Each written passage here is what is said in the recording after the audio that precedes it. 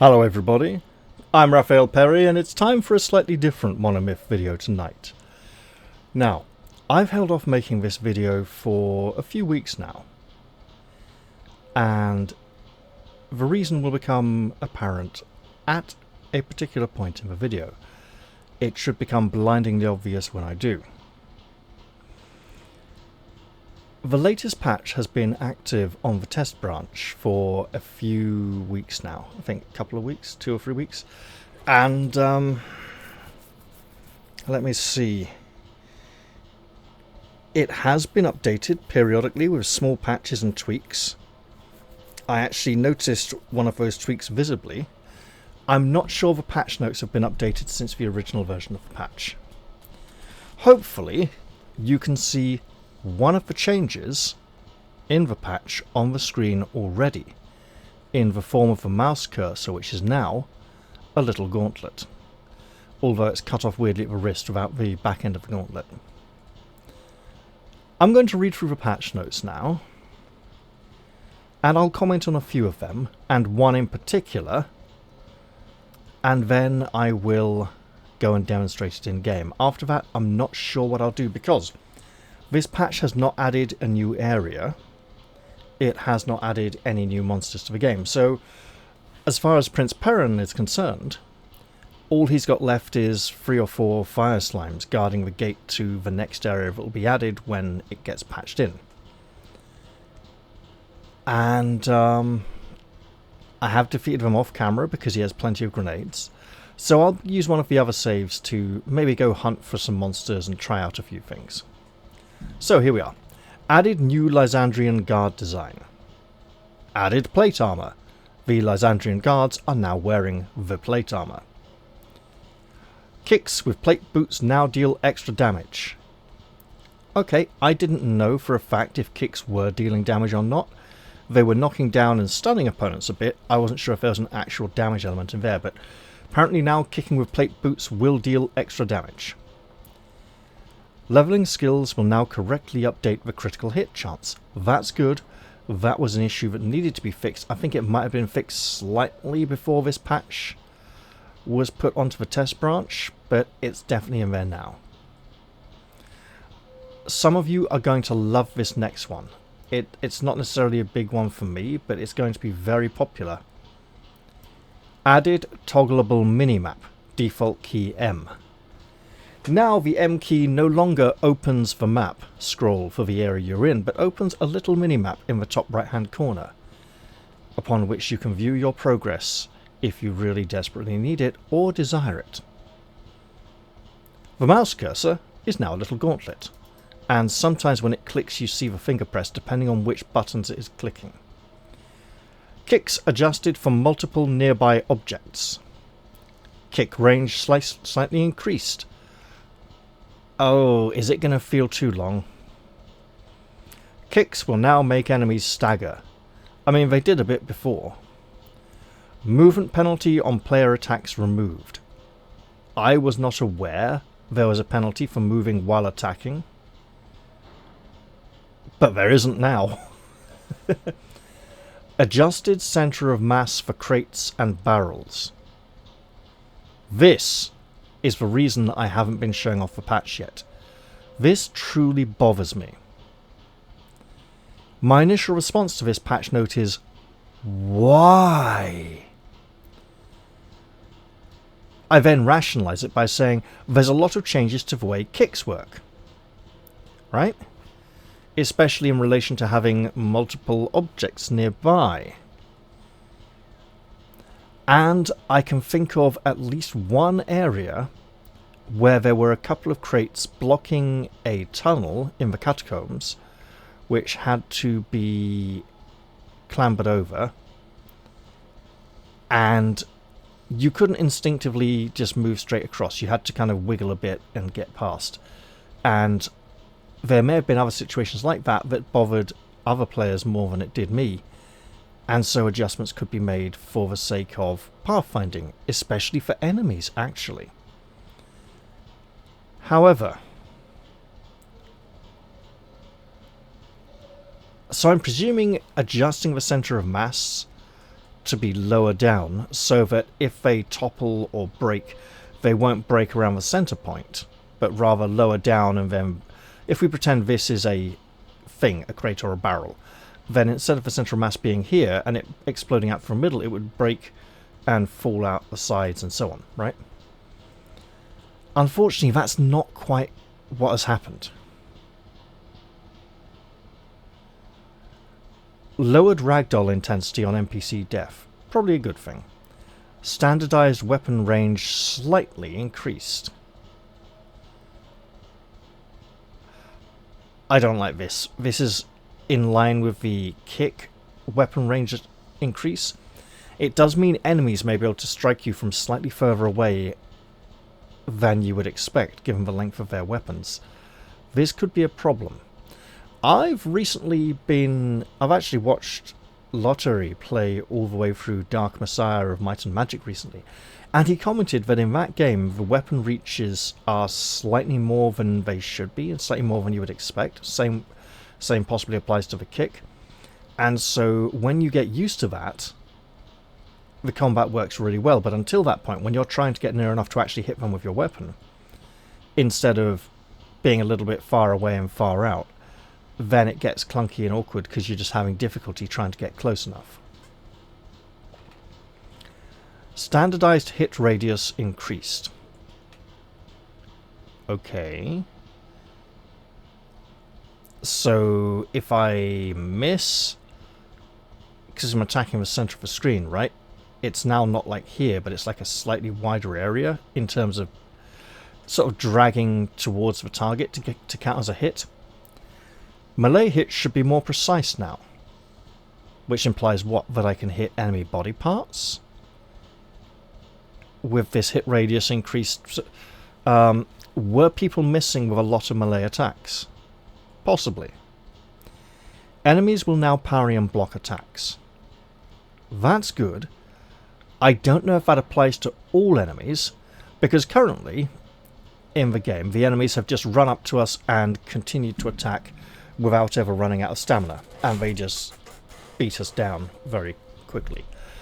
If they now defend themselves a bit, yes, it will make them harder to kill, but they won't be depleting our health so quickly, so it actually becomes a more tactical experience, in fact, therefore more enjoyable. That will be interesting. Enemy kicks will stagger the player. Enemies haven't actually been kicking yet, so if they do... First off, I hope zombies don't bother to parry and block, because they're zombies. They don't really think about that. They just attack, right? So I hope some of this will come down to what kind of enemy you are facing and how they prefer to fight. Also, I'd like to imagine that at some point the enemy stats will be rebalanced to take into account the fact that they now fight more effectively. Not more lethally, but more effectively, more efficiently, keep themselves alive longer and a more of a prolonged threat. Player kicks can now activate ragdolling. Enemies can now be kicked into spikes. I did wonder why, and I wondered why there were so many frames of metal spikes leaning up against walls at particular angles, clearly inviting us to kick things into them. Then I watched Lottery's Dark Messiah of Might and Magic playthrough and saw all the spikes on the walls that things were supposed to be kicked into, and I understood. Enemies can now be set on fire. Enemies will flee when set on fire. This is relevant when we get down to here. Fixed bug that would nullify status effects. I'm not sure what that bug was or if I ever experienced it. Knocked down enemies will now receive fall damage. Okay. If they're just standing up on the floor and you knock them over, I don't imagine they'll take very much fall damage, if any. But were they really taking no damage at all if you booted them off the edge of buildings high up? Previously, I hadn't checked, I hadn't tried, I haven't been using the kick that much, because it's on an awkward mouse button to remember to use. It's on the middle mouse button, I believe. Added hint for the teleporter puzzle in the second royal grave. I mean, there are some hints already, There's a couple of pots placed strategically in particular corners, but beyond that there's not many hints. Added environment hazards to several areas, such as all the spikes that you can kick things into. I think I've seen some fire pits, some fires into which you can kick things. Zombies can no longer be killed with normal means. Now, in my experience so far, the normal method of killing a zombie is to hit it with a weapon and dodge backwards, directly backwards, when it makes its attack. If there are multiple zombies, bottleneck them in a doorway or something. If hitting them with weapons cannot kill them anymore, and they must be kicked onto spikes to be immobilized or set on fire. I imagine setting zombies on fire. And don't some of the fire spells set enemies on fire? I'm not sure. But the attack spells, like the fire and lightning stuff, would have been normal means, so I think we have to use environmental hazards to kill zombies now.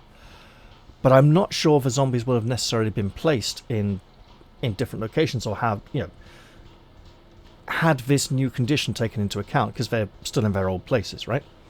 Unfortunately, I've killed most of the zombies in the game on pretty much all the saves I have. Oh, I could try an old save, we'll see. Anyway, the beggar in Lower Lysandria now removes the correct amount of gold from the player's inventory. Flaming Hands now has a chance to set NPCs on fire. I presume that applies to zombies as well. Weapon/equipment durability adjusted. It is no longer possible to dodge while jumping. I wasn't aware that it was. How can you dodge when you're in midair and you have nothing to push off in a direction? You can't change direction midair unless you've got like wings or something, Various minor level design fixes. There have been many tweaks. The lightning spell should now work correctly. It wasn't? Improved collision on cliff model. I'm not sure. I presume that's multiple cliffs. I have to think about that. Instant/channeling spells can now be cast as an offhand action. Really? I hadn't noticed that necessarily, but I have noticed something that may relate to that. The default keyboard key for offhand actions is now C instead of R to switch between. Okay, so we could have a weapon and a spell equipped, and left click to attack the weapon, C to cast. Would we still then get to block with right click or not? I'm not sure. Fixed a bug that would delay Lord Belric's guards to get out of the way. Yes, that was a bother. Fixed movement bug caused by underwater breathing. Now, other stuff goes to other patches. Now, I'm going to load a save. This is not Prince Perrin. This is the princess you've seen before. And yes, she's just a placeholder, abusing the fact that we can use custom portraits. So here we are, just outside the mine, and the keep should be over there. And we're going to play a little game called Spot the Thing That Bothers Raphael and makes him not want to show off this version of the game. So you see down there in the bottom right hand corner that icon for our spell with a Ghostbusters traffic sign no go on it. That seems to indicate what's in our alternate hand. Now, we don't get our weapon and shield crossed out in the bottom right hand corner. That got added today. That literally wasn't in the patch yesterday. Now, let's see then. How do we...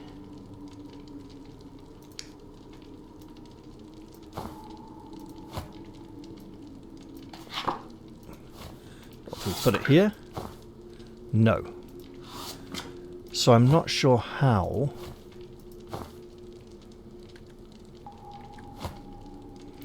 But I'm going to cast this spell instead.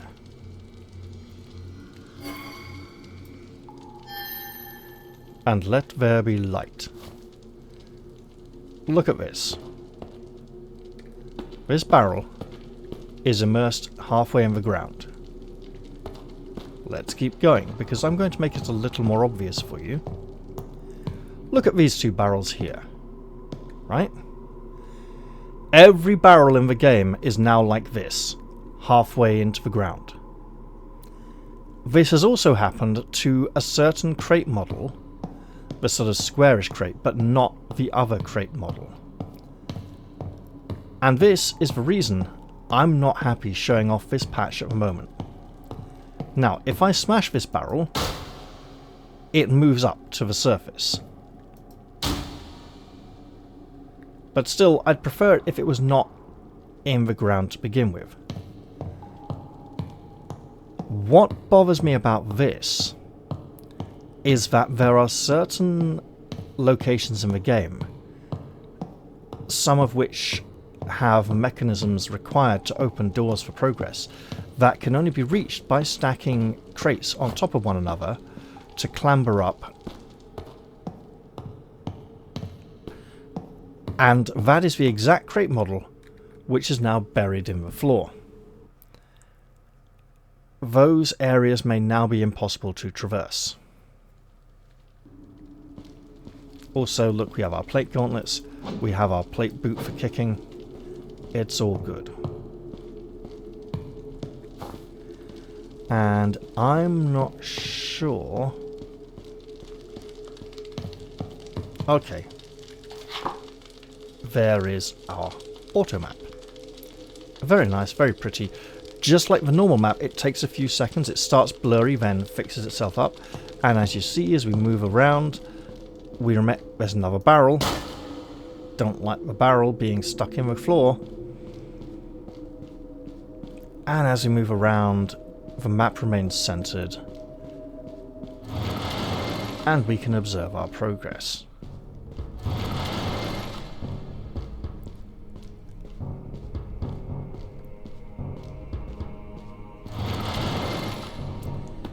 I haven't gone out of my way to find any zombies to fight yet. And I don't believe the possessed miners necessarily are zombies. And we can obviously turn off the auto map as well. Ah, now wait. Let's do something sensible.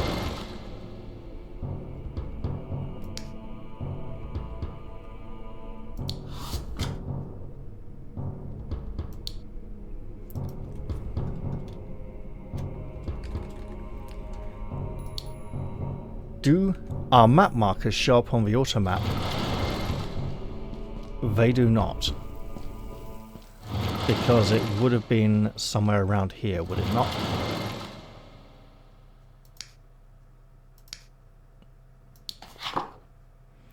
Yes, indeed, it would be south of us. And yet, obviously, it is not visible. I don't know if it...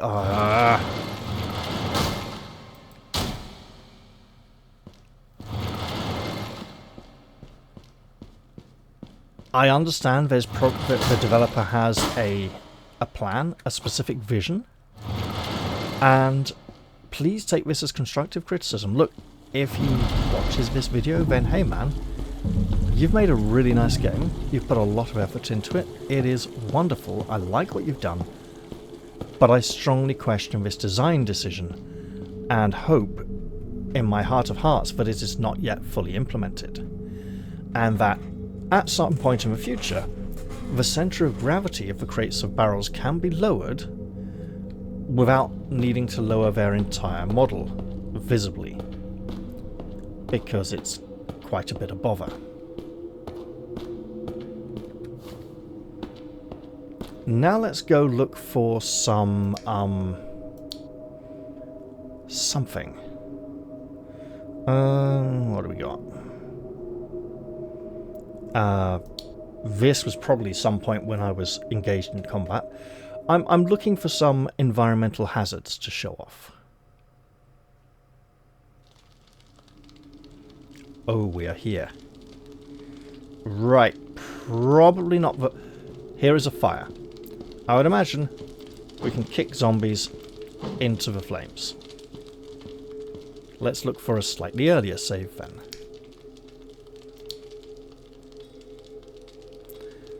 Testing.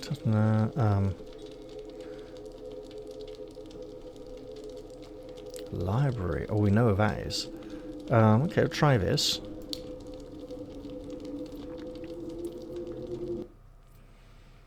Find out where we are.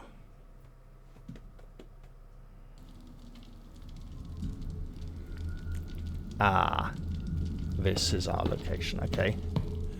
Not ideal.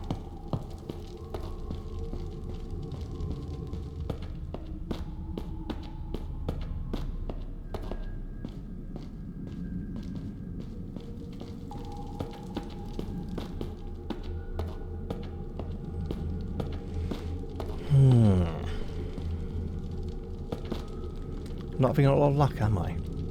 Okay. Let's go really far back. That's an old save.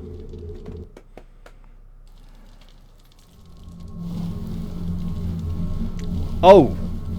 Wow, okay.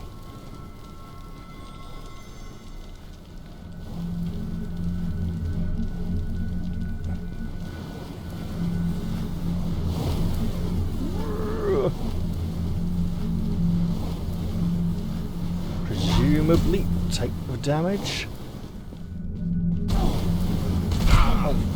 Okay, we're dead. The game does not like showing off stuff today, does it? Okay, we'll go somewhere where we know we are. Right? I've clicked the button. How many times must I click it? Apparently twice.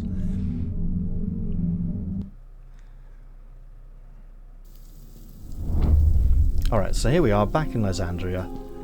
Let's go find ourselves... Hello, guard. You have plate armor. It's very pretty. I would like some. And indeed, I can have it if I merely go into the blacksmith's and buy it. Additionally, our leather helmet finally has a name and description, which is long awaited. You know what, let's just do this now while we're here. I'm not happy with the back of these helmets. Stop turning around. I'm trying to show off your... You never know. It's not going to happen, is it? Okay. What is it? I'd like to buy something, just quickly. These helmets are open-backed, so let's just get gauntlets, boots, and the helmet as well. Come back with something. I'm not going to go... Look at this guard here as he walks past. It looks like some kind of weird skateboarder thing. Or an extremely large visor, highly exaggerated. It looks odd. When viewed from the side, where it just goes in like that and then back. It's like, look at me, I'm very 1990s. And more barrels in the floor. The crates and barrels are the main reason I have not been showing off this demo build at any point yet. I've been hoping that the crates and barrels will be adjusted without moving their center of balance so that they can be restored to their former glory and not spoil my fun.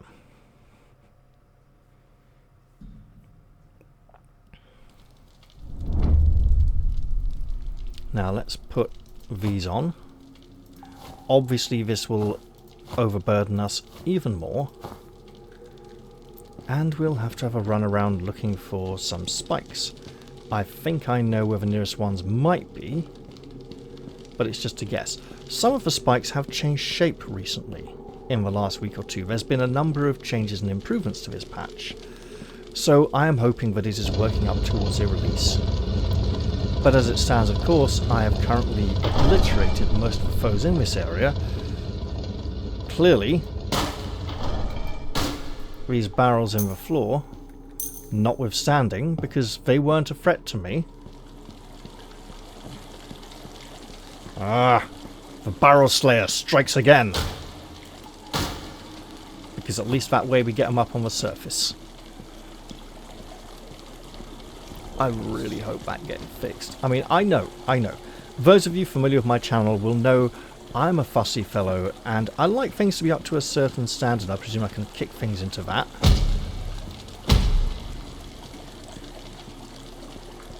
for my enjoyment. Here are some spikes. Boards with spikes. Spiky poo boards. Right, let's...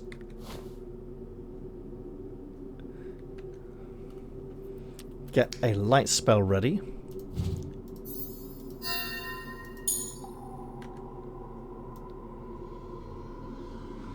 So we have two kinds of spikes. These boards of spikes have been newly added. The previous spikes looked like a sort of metal bed frame with spikes protruding from them and were leaning up against walls in many locations. I do feel as if the amount of racks of spikes might currently be a little excessive and those barrels are under the floor again. It's really bothering me. I'm sorry. It just does. Yeah. Let's see if we can find some more spikes.